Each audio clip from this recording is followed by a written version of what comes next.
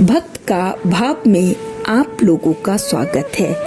आज हम आपको कार्तिक मास के दूसरे अध्याय की कथा सुनाएंगे। ब्रह्मा जी से भगवान कृष्ण एवं सत्यभामा का यह संवाद सुनकर नारद जी ने उनसे विनती की, हे पितामह, कार्तिक मास में आपने तुलसी मंजरी और भगवान शालिग्राम का जो महत्व बताया है उसे कृपा कर विस्तार पूर्वक कहें। तब ब्रह्मा जी बोले, हे पुत्र, तुलसी मंजरी सहित भगवान शालिग्राम का चरणामृत घोर पापों से मुक्त कर देता है। जो जन अपने पितरों का श्राद्ध भगवान शालिग्राम की मूर्ति के समक्ष करते हैं उनके पितर को वैकुंठ धाम की प्राप्त होती है। जो श्रद्धालु भगवान शालिग्राम की प्रतिमा का दान करते हैं उन्हें पृथ्वी दान का फल प्राप्त होता है। ब्रह्मा जी ने कहा, हे नारद, जो भगवान का पूजन तुलसी से करता है उसकी महिमा तो कही ही नहीं जा सकती। तुलसी की महिमा ही ऐसी है, जो जन तुलसी वृक्ष की छाया में अपने पितरों का श्राद्ध करता है वह अपने पितरों को अक्षय तृप्ति प्रदान करता है। हे पुत्र, तुलसी की माला धारण किए यदि किसी की मृत्यु हो जाए वह अविलंब वैकुंठ धाम को जाता है।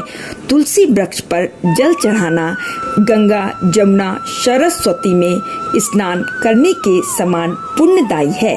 हे पुत्र नारद, कार्तिक मास का व्रत रखने वाले को चाहिए कि वह शांत चित्त होकर विधि विधान पूर्वक तुलसी का पूजन करे और प्रदक्षिणा कर नमस्कार करके प्रार्थना करे। यह सुनकर नारद जी ने पूछा, हे पिता, कार्तिक मास में क्या किसी अन्य वृक्ष की पूजा की जाती है? यह प्रश्न सुन ब्रह्मा जी ने बताया, हाँ पुत्र, आंवले के फूलों एवं पत्तों से भी भगवान का पूजन होता है। आंवला वृक्ष के नीचे बैठकर भगवान की पूजा करने वाला सोने के आंवले प्राप्त करता है। किंतु हे पुत्र, द्वादशी तिथि को आंवले एवं तुलसी के पत्तों को नहीं तोड़ना चाहिए। जो मनुष्य द्वादशी तिथि को आंवले अथवा तुलसी के पत्तों को तोड़ने का अपराध करता है वह घोर नरक में जाता है।